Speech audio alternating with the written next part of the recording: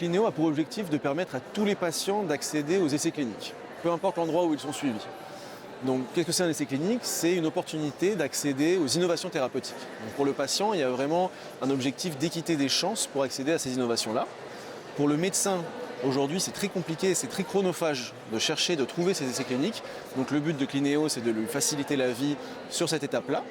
Et enfin, pour l'industrie pharmaceutique et les promoteurs académiques, le but, c'est d'accélérer l'inclusion des patients dans les essais cliniques pour permettre d'avoir une mise sur le marché ensuite qui est plus rapide et donc de faire bénéficier de cette innovation à tous les patients.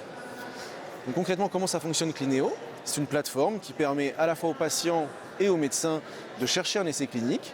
Et on a des algorithmes en fait, qui vont comprendre d'un côté les données des patients dans les rapports médicaux et de l'autre côté les critères pour rentrer dans les essais cliniques. Une fois qu'on a structuré avec ces algorithmes ces deux types de données, on va pouvoir matcher les deux et faire correspondre donc les patients avec les essais les plus pertinents.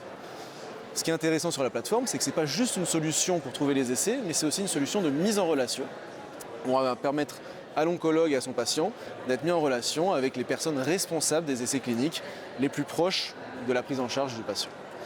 Donc voilà comment est-ce qu'avec Clinéo, on arrive à optimiser dans le parcours de soins l'accès aux innovations thérapeutiques pour les patients.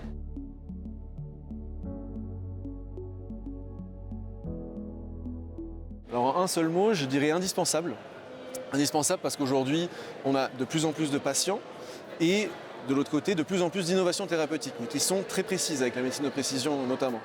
Et donc aujourd'hui, les algorithmes, mais aussi le digital, sont indispensables pour permettre justement d'avoir une évolution dans la prise en charge des patients et également dans les innovations thérapeutiques. Et donc c'est pour ça que je pense que le mot aujourd'hui, c'est vraiment indispensable. C'est plus une question de comment est-ce que ça va se passer, c'est vraiment quelle solution va réussir à améliorer le parcours de soins de chaque patient.